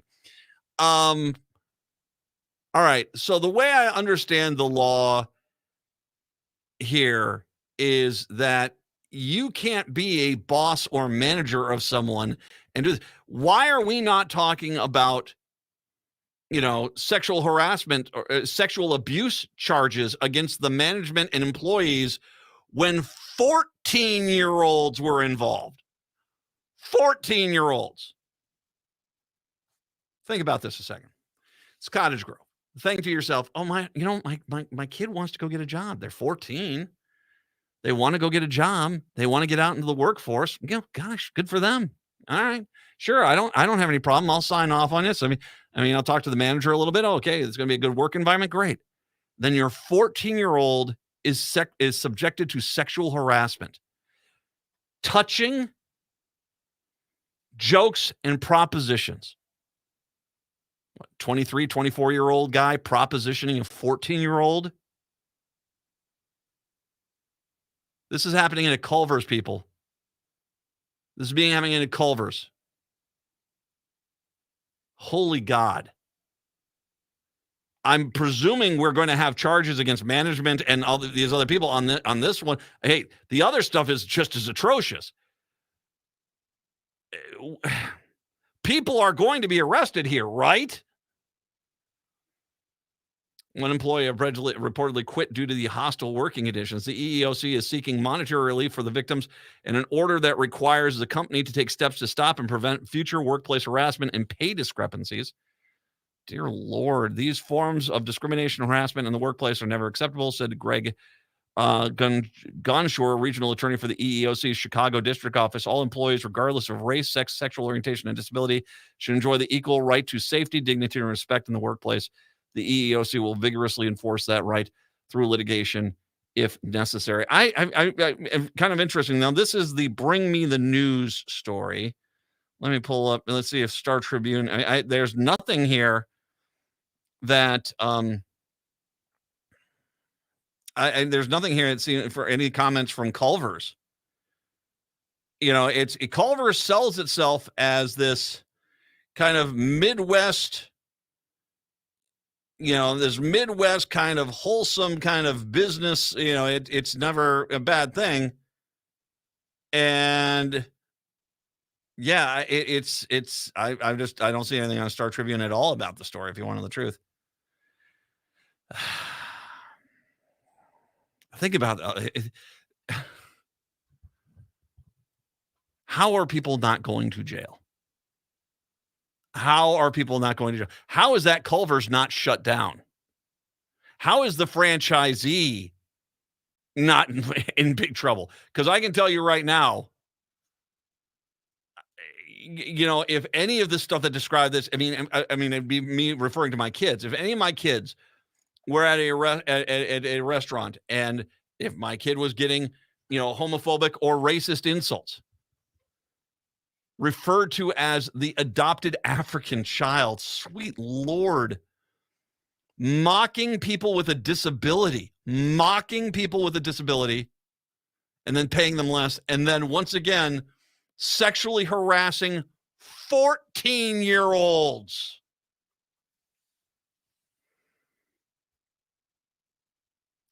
This EEOC, I mean, there seems to be a lot of freaking failure here. And frankly, I want a far more accountability on something like this.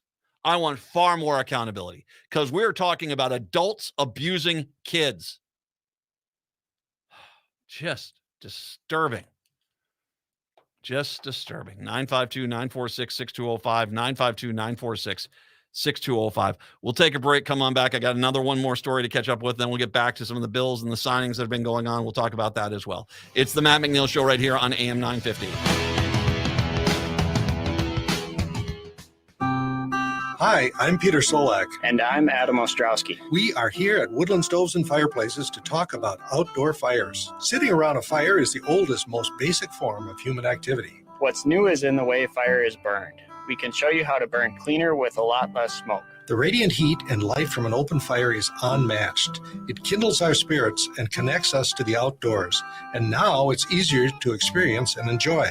Woodland Stoves and Fireplaces sells and installs wood and gas burning fire pits and fireplaces. Let us help you experience an outdoor fire without all the smoke. Come see the many ways you can enjoy a fire outdoors. Woodland Stoves and Fireplaces has over 35 working wood and gas units on display at the corner of East Franklin and Riverside Avenue in Minneapolis. More information at woodlandstoves.com. Find the fire that works for you. Woodland Stoves and Fireplaces, out of the ordinary products and services since 1977.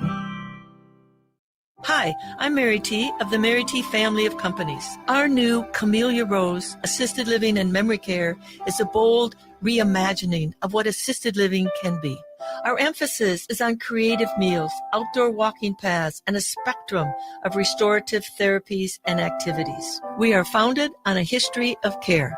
We are dedicated to enriching lives. Learn more about Camellia Rose Assisted Living and Memory Care by visiting marytinc.com. Discover what fuels you and score grill savings you can't find at big box warehouses. Warner Stellian specialists make it simple to choose the perfect gas grill, pellet smoker, or griddle from the hottest brands. And you'll love our exclusive in-store deals. We have the lowest grill prices of the year. Plus, get 3 boxes of no-name meats and seafood. Your time is money, so let our pros handle the assembly and then just tell us where and when you want it, and we'll deliver it for free. Only from your local grill headquarters, Warner Stellian. Get a head start in your summer reading. The locally owned Next Chapter Booksellers has an expansive collection that includes the latest bestsellers, classic novels, and more. The friendly staff is great at making recommendations for just about anyone. And with holidays, birthdays, and graduations coming up, a book, game, or puzzle from Next Chapter Booksellers makes the perfect gift. Plus, Next Chapter Booksellers hosts events like author signings and book clubs. So stop in and browse the store off Snelling and Grand in St. Paul. More at nextchapterbooksellers.com.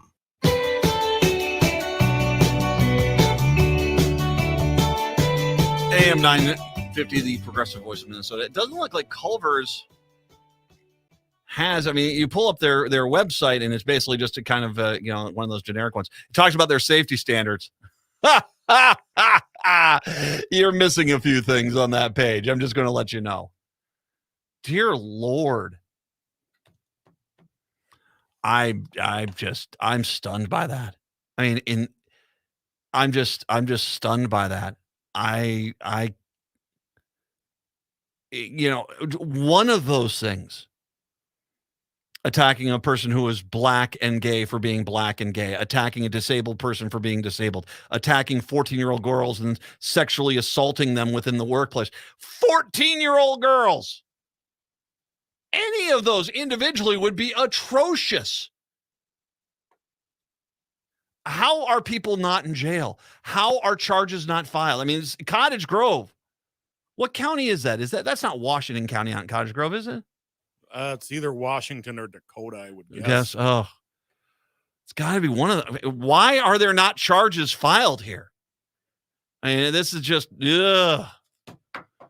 952-946-6205, 952-946-6205. Just disturbing. Speaking of which, let's go back. This was, of course, this Culver's in Cottage Grove. We are going now up to Columbia Heights, where we've had the continuing story of KT Jacobs, who just sounds like a horrible human being. Just horrible. Sounds like it, at least. A Minnesota City Councilwoman refuses to resign after making a racist phone call to a biracial candidate, says the report. It's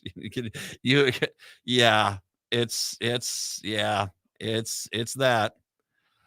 Holy God. It's sometimes it's just hard. The second time, Columbia Heights City Council has passed a resolution calling for one of its members to allegedly made a racist phone call to a biracial candidate for office to step down, but the defiant KT Jacobs said she will not give up her seat.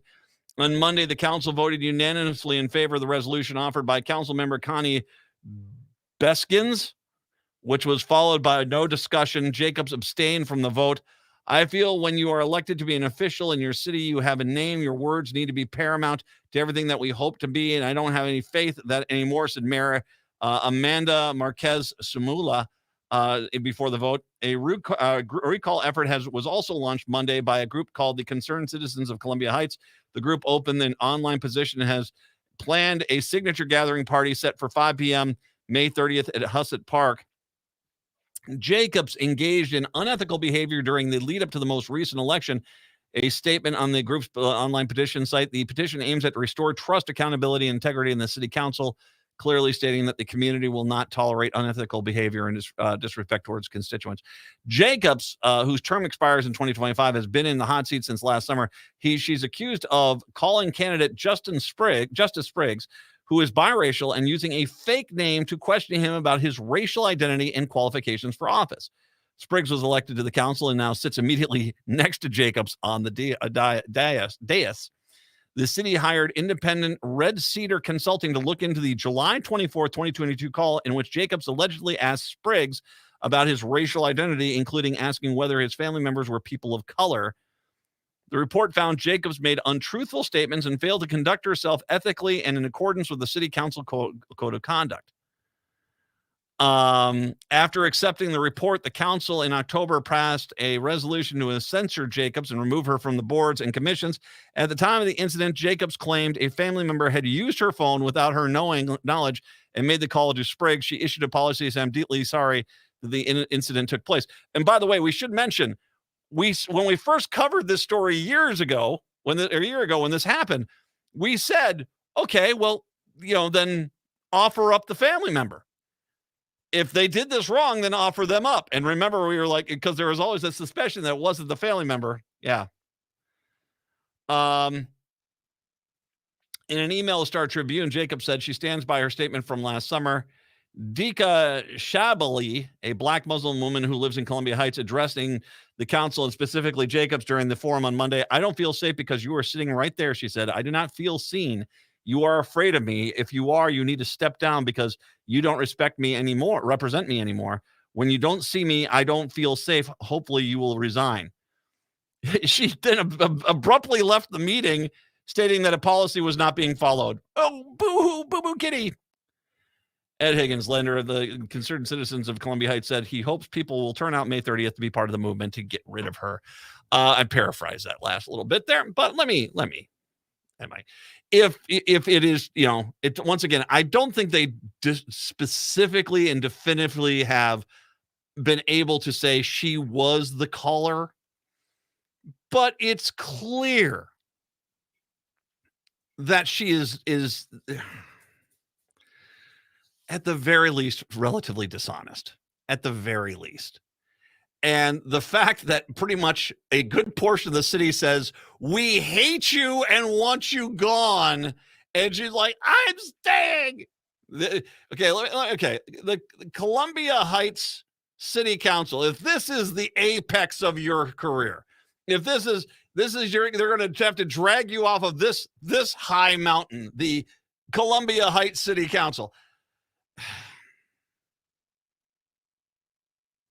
If you are guilty of this, just go. You don't want to be here anymore. My guess is most of the people in Columbia Heights don't want you here either. If this is true, you're not going to win this. And, I could see them, if they get the recall and they pull you off the board, I could see you showing up and saying, "I'm not going to follow through with it," and this getting worse and worse. I don't know what your end game is here, but clearly, at the very least, we can say the city has lost complete faith in you. A good portion of the city, actually, a good portion of the city has lost complete faith in you. Why you'd insist on staying there, I don't know. But I guarantee you there'll be more on this. Hey, it sounds like they're going to have a petition signing up there in Columbia Heights on the 30th. That's Monday or Tuesday, on the Tuesday. So plan accordingly. Celebrate responsibly. 952-946-6205, 952-946-6205. We'll come back. Wall signed a whole bunch of stuff into law today. We'll talk about that. Talk about Duluth too, because Duluth, they're over the rainbow with all the stuff that's happened up there. And we'll talk about the Republicans going after Target as well. It's the Matt McNeil Show right here on AM 950. Check out the award-winning Hazel's Northeast in Minneapolis on the corner of 29th and Johnson for a delicious meal any time of the day. Breakfast favorites include Jean's Mean Fried Egg Sandwich and the Drunken Banana French Toast. While for dinner, try selections like the fabulous Swedish meatballs or wild rice gumbo. Hazel's Northeast is located on the corner of 29th Avenue and Johnson Street, just a few minutes away from 35W. View Hazel's menu, make a reservation, or place a takeout order at hazelsnetogo.com. Hey, it's Patrick. So much of what makes us a family takes place in our home. These walls provide an intimate space for all of the small moments that bring us together, and that bond grows stronger year after year. And like any other relationship, your home requires the same love and attention. This is why you should trust in the power of Zero Res to take care of your home. At Zero Res, we don't use harsh soaps or chemicals. CR water is tough on stains and dirt while still safe for you and your family. So contact Zero Res today to clean your home, because a clean home is a healthy home. Just check out the 15,800 raving customer reviews online with a 4.9 Google rating. Visit ZeroResMinnesota.com to get 3 rooms of carpet Zero Resified starting at just $129, which is a savings of $40, and take $75 off an air duct cleaning. Make sure to mention you want the AM 950 special. Zero Res, backward or forward, spells the same. Hey, it's Tom. Since 2009, All Energy Solar has been providing solar energy solutions to customers. With fully licensed electricians and installers, you can be sure that your solar installation will go smoothly. The team at All Energy Solar understands that every customer is unique. They'll take the time to survey and understand your property to find a solar solution that works for you. One of the biggest advantages of going solar is the opportunity to take advantage of the many solar incentives available. But it can often be confusing to know what you're qualified for. All Energy Solar professionals will help you find out what savings you can apply for and even help with your applications. This is especially important since many rebate programs have limited capacity and are first come, first serve. So it's important to have a professional on your side who will make sure you get every eligible rebate. Get a free no obligation assessment from All Energy Solar's commercial solar specialists by calling 800-620-3370 or visit allenergysolar.com. With your AM 950 weather, I'm Brett Johnson. Look for partly sunny skies today with a high near 75. Tonight, partly cloudy with a low around 51. And Thursday, sunny with a high near 76. Eat Local Minnesota is a great way to find locally owned restaurants and food purveyors. They feature high-quality food and unique eating experiences for your next meal. Some of those restaurants include Hazel's Northeast Cafe Latte and Scotch Mama's Hot Barbecue. Find a full list of all of our restaurants and food purveyors at eatlocalminnesota.com.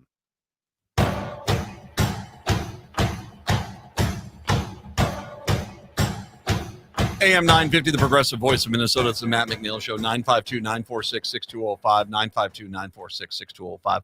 Along with DFL leaders and his commissioners, Governor Tim Walz threw a bill signing party on Wednesday at the Capitol steps this morning at 10 in front of hundreds of supporters with a pep band on his side and a drone camera overhead recording the occasion. Dude, this man is good at this stuff. Okay.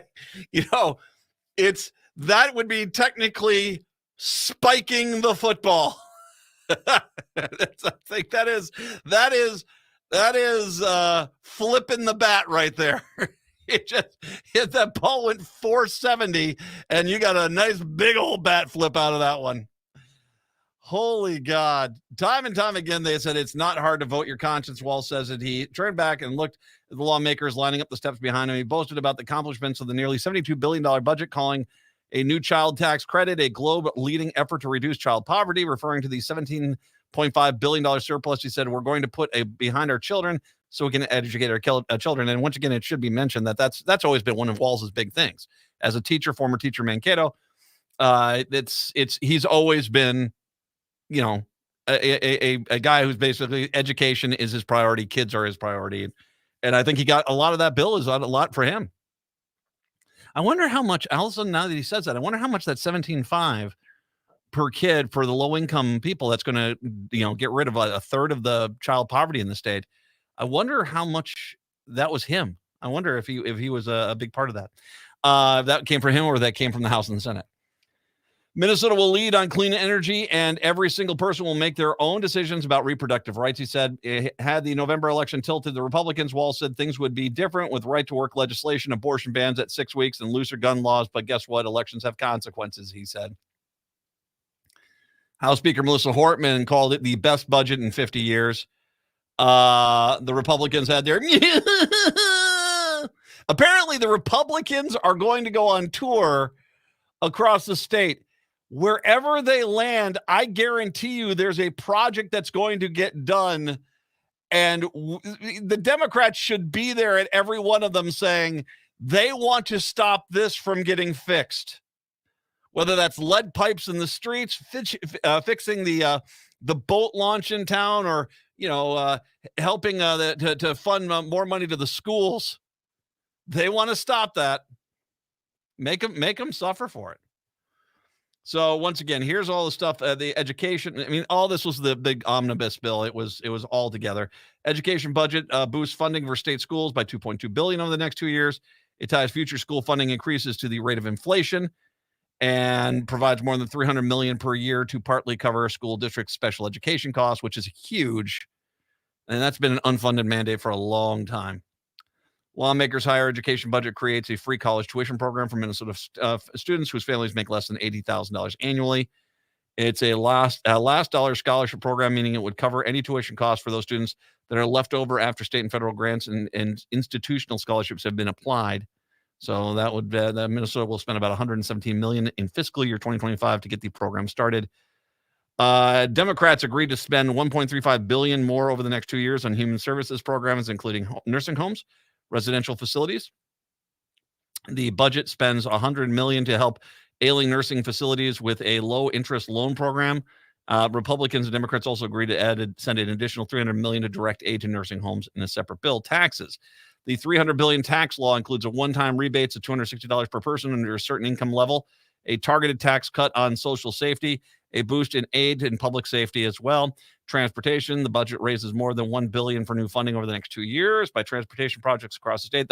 That's huge. The transportation bill is huge because, once again, as a guy that stared at traffic cameras when I worked at Metro Traffic for many years, the roads are grossly inadequate. This is going to help a lot.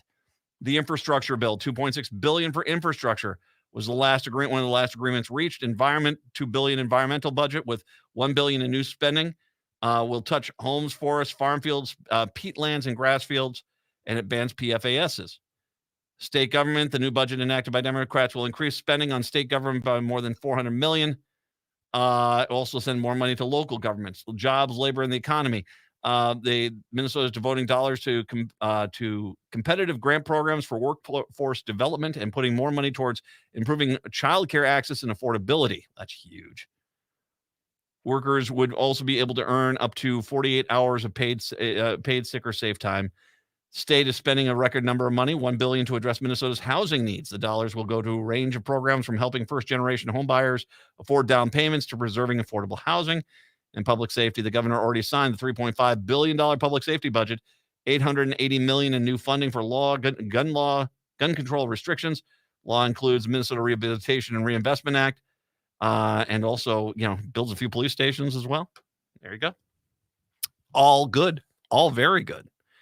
And, once again, thanks to the Democrats. And they currently are, and there's a great part of this story. This is out of Duluth from the Strib. There's a great part of the story here where it's going to be fun for when the Republicans go around, because the Democrats' budget helps pretty much everywhere.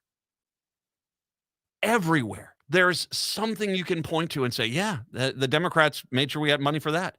Roads, schools, building houses, affordable paid family sick leave. I don't quite know. The only argument the Republicans are going to have is like, you lost all your money. And that's going to be it. And that's really, they're going to scream, you don't have any money now. Give me a donation. That sort of thing. Good luck. That's a little bit of they're going to do a 360 here. 180. Duluth, passenger train service, a food hall, a ski chalet, a hockey arena are all northeastern Minnesota projects to get the major financial boost from the state budget bills passed by the legislative session. A jubilant group of elected officials and community leaders gathered Tuesday at the Duluth Entertainment Convention Center to thank local lawmakers and celebrate what Mayor Emily Larson said was by far the most important and substantial legislative session that has ever happened for the city of Duluth. Several lauded the passage of $195 million for the 152-mile Northern Lights Express passenger rail connecting Duluth to Minneapolis. The complete project is estimated to cost up to $974 million. According to Ken Boucher of the Northern Lights Express Alliance, the project is eligible for federal funding matching grants now that state funds are forthcoming. The train service would include 4 daily round trips, stopping in 4 cities along the way with speeds of up to 90 miles an hour. How nice is that? 4 round trips a day, so you can take the morning. Say you've got business in Duluth. You jump on the train in the morning, you can jump on the train in the afternoon. Done. Or as Republicans say,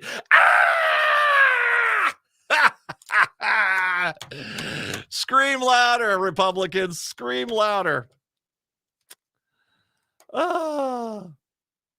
It will be transformational, said Bucher, I don't know why I'm saying Bucher, who has worked for more than 2 decades to return passenger rail service to Duluth, is going to affect many people. Among the budget bills passed by Minnesota lawmakers was a long sought-after $2.6 billion infrastructure package with $1.5 billion of borrowing and nearly $1.1 billion in cash. DFL Governor Walz signed the bill today. Duluth entities set to receive the infrastructure package money include Spirit Mountain. It's $13 million to go forward on a new chairlift, chalet, and lighting. Hello there. The Deck. The $5 million for new roofing and a cooling system. That's why they had the event there. The Duluth Armory, $4.5 million to help fund a food hall and art space. Nice. The Western Lake Superior Sanitary District. By the way, is the Duluth Armory, you seem to know Duluth pretty well. Is the Duluth Armory up by the Leif Erikson Rose Garden there? Yeah, right across the street. Okay, I know exactly the building. Okay. That's a great building. I'm glad they're keeping that. Food hall and art center. Yes. Tell me they're going to have pasties and fish. Oh, tell me you're going to have pasties and fish. The Western Lake Superior Sanitary District, the most fighting sanitary district you're going to find, $17.5 million for new cleaning equipment. Right now, all we got is Clyde with a brush. Yeah.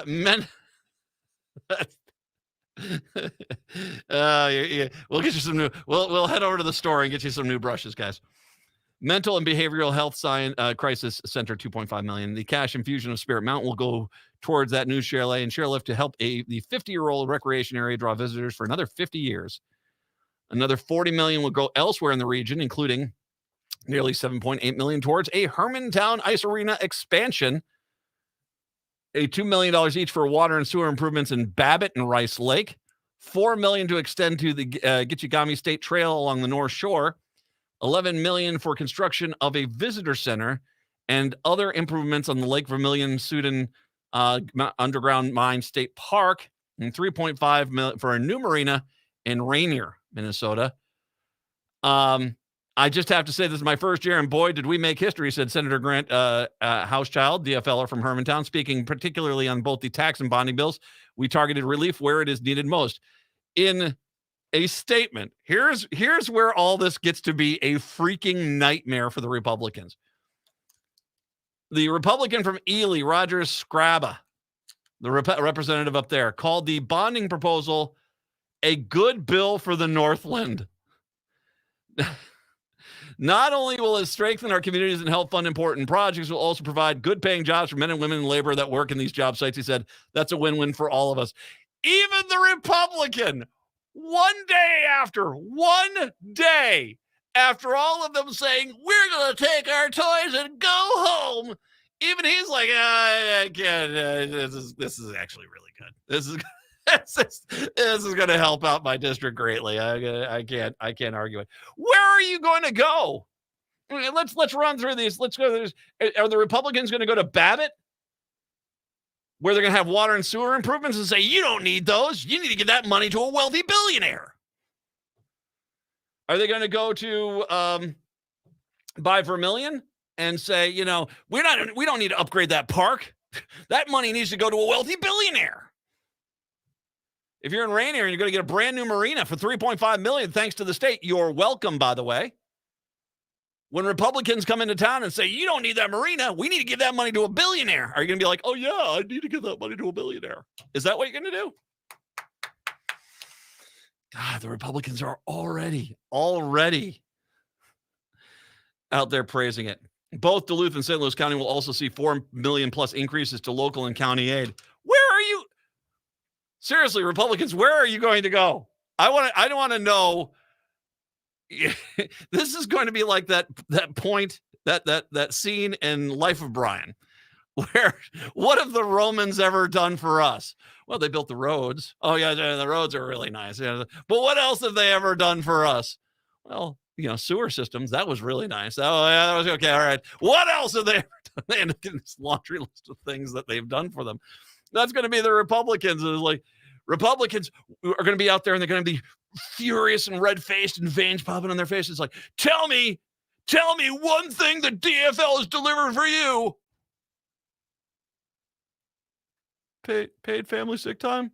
Oh, okay, fine. All right. Okay, but outside of that, what else did they deliver for you, huh? Legalized dope. Well, okay, all right, yeah, that was overdue. Okay, but what else? What else did they? Well, they improved the school. Oh, okay. Well, they fixed the water treatment plant. All right. They got rid of those lead pipes. Oh, okay. Hey, I got affordable daycare now for my kid. Oh, my God. All right. But outside of all that, what did the DFL ever do for you? Oh, and by the way, if I can, I had just a clown car of an individual come onto my Twitter page. And basically, I don't quite know what they were going to do, what he wanted to say here. It's some guy named Foot Jab. And his argument was we shouldn't pay for the school lunches. That feeding hungry kids is not a good thing. Now, mind you, they're never going to be able to undo this, because if you are like me and I'm a parent of kids, it was probably when my kids started in school lunch was like $300 a year. It's probably $450 now. It's about, if you got two kids, that's $1,000 that you don't have to pay anymore, thanks to the DFL. And especially when you get out into rural parts of the state, you're going to go back to tell people, I know you like that and all, and that's really great, but we're going to stop you. You need to pay for your lunches now. How are you going to do that? Anyway, Foot Jab, Dr. Foot Jab, I'm going to presume. Foot Jab comes at me and says, when the obesity rates go up even higher from the sugar and seed oil laden school lunches, will you admit it was the DFL? That's an interesting approach. All right. So your concern here is not starvation for children, but whether or not they're going to have eventually chronic heart issues with, plaque buildup. Obesity rates in this country, by the way, are already sky high. It's because the cheapest food right now in this country is, and food should be in quotes, the cheapest food is the absolute worst for you. High cholesterol kills at a much slower rate than starvation. So I'm okay with giving the kids food. And plus the fact that I don't know what you think. It's not like they're going to they're getting a awesome blossom every time they go in for school lunch. Although, come on, would you turn that school lunch away every time? Those awesome blossoms are tasty, man. That's a lot. That's an onion ring. That's only like 16 pounds worth of fat. No, you can have your oil intake later in the day. And so the argument is we should not feed currently hungry kids because they might eventually have long-term health problems. Where are you guys going to go?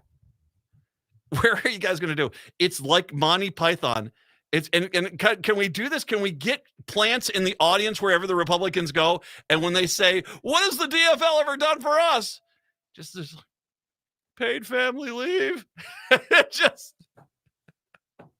just watch the Republicans' face. Okay, fine. But what else? Oh, God, I love Minnesota, man. 952-946-6205, 952-946-6205. Let's take a break. Come on back. Matt McNeil Show right here on AM 950. One of the best things about living in Golden Valley is that it celebrates the LGBTQ community. Did you know that Golden Valley has more LGBTQ households per capita than any city in Minnesota? Did you also know that the Golden Valley Pride Festival was the first suburban pride festival in Minnesota? On Saturday, June 10th, come to Brookview Park in Golden Valley for the Golden Valley Pride Festival from noon to 6 p.m. and celebrate our 5th anniversary. The festival highlights our LGBTQ families, their friends, and allies in the spirit of promoting greater understanding of Golden Valley's rich and growing diversity. The event will feature 2 stages with live performances all day, food trucks and food vendors, a kids area with games, a beer, wine, and cider tent, as well as more than 70 community, business, and sponsor tents and exhibitors. There will also be kickball and volleyball games. There are still sponsorships available, and we're looking for volunteers. Go to goldenvalleypride.com for more information. That's goldenvalleypride.com. Many car dealers will quote safety stats, but firsthand experience really tells the story. When I bought my 2017 Sienna from Rudy Luther Toyota, the service manager told me it was one of their safest vehicles ever made. Then I saw it for myself. A car hit me at 35 miles per hour, and the Sienna saved me. Its design absorbed the collision, and although it took a wallop, I walked away, and I now have a 2022 Sienna. When it comes to safety, I personally vouch for Toyotas. Be safe and get one today at Rudy Luther Toyota, 394 and 169 in Golden Valley. This is Chad, owner of AM950. I want to tell you about a better, more environmentally friendly way to care for your lawn with Natural Lawn.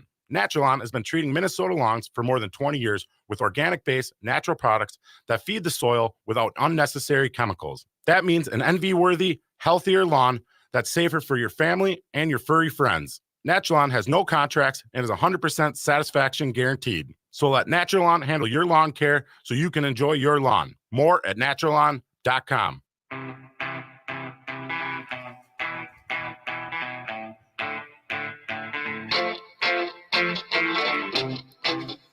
AM 950, the progressive voice of Minnesota. It's the Matt McNeil Show. 952-946-6205, 952-946-6205. Minneapolis retailer Target plans to pull some of its products celebrating Pride Month in the LGBTQ community in response to threats and confrontational behavior it has seen at some of its stores. Target has featured colorful collections of Pride apparel, pet accessories, and party supplies for years, normally showcasing the assortment in the front of the stores beginning in May to celebrate Pride Month, typically observed in June to commemorate lesbian, gay, bisexual, and transgender pride.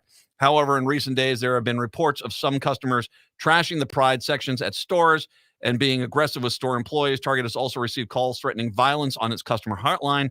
Target was wasn't immediately able to answer if there have been any direct threats made to the Minneapolis headquarters, though. One social media video shows a man taking down and stomping on rainbow Take Pride cardboard display. Others show people confronting store employees about products. For the more than a decade, Target has offered an assortment of products aimed at celebrating Pride Month. The company said in a statement, since introducing this year's collection, we've experienced threats impacting our team members' sense of safety and well-being while we work. Given these volatile circumstances, we're making the adjustments to our plans, including removing items that have been at the center of the most significant confrontational behavior. Our focus now is moving forward with the continuing commitment to the LGBTQIA plus community and standing with them as they celebrate Pride Month throughout the year. Now, it should be noted that many of these stores, they're just moving it from the front of the store to the back. I hope you don't move them up here in the metro area. I hope you don't, for God's sakes. I don't think that's a good standard. And the reality is I was very impressed with Target. Target, I'm impressed with you. You're not perfect. You're not. But you do a pretty good job. And you try. And I get why you're doing this. You don't want some 17-year-old who's working a job getting beaten up by some MAGA thug who basically is the bee from the beehive. And let's just make sure we call this what it is. Because all of a sudden, suddenly now, Republicans seem to be trying to get away from Target because they know they have thrown the rocks at the beehive, and the unintelligent, brick-stupid bees of the far right are now buzzing around looking to sting someone. And how they've done that is simply this. They go on out there and talk about, you need to be outraged. Ah! And then basically go down there and say, I'm outraged. And they're trying to get clicks on social media. Now, I personally hope that every one of these people is prosecuted by Target for violating their store, and then also, well, I was really sorry. I just was caught up in the emotions of the issue. I hope you guys don't want to, me to pay $5,000 for violating the store. And if anyone has threatened an employee, they're getting arrested. But the reality is we need to look hard at the Republicans who have pushed this rhetoric, who have grabbed the rocks, who keep throwing it at the beehive and get those bees really angry, and then act as if they're some sort of innocent victim when the bees start to sting. And when someone walks into a Target store and starts firing off rounds from the easily found assault weapon that they have, these same Republicans are going to be the ones sitting going, I don't know why you think that I'm responsible. I just said that Target was trying to kidnap your children and turn your boys into girls and girls into boys and wanted to kill all your family and all these things. And I kept asking, why won't somebody do something about that? But I don't know why you get the impression I encourage this. You're all clowns. You're all clowns. And if I can make a statement to the executives of Target that I know you guys have been getting checks to the Republicans are not your friends. And trust me right now, if they find out where you guys are at, they're going to send their clown car brigade after you. So stand tough, Target. I'm on your side. This is just disgusting. The Republicans should be ashamed of themselves, but they don't seem to have any freaking shame anymore. So screw them. I'm with you guys. You keep those displays out there. And for God's sakes, let's all just get along and stop being so hate-filled, will you? All right. Native Roots Radio up in the 6. We're back tomorrow. Till then, see ya. Hi, this is Frank Brown, owner of Minuteman Press Uptown, Minnesota's only minority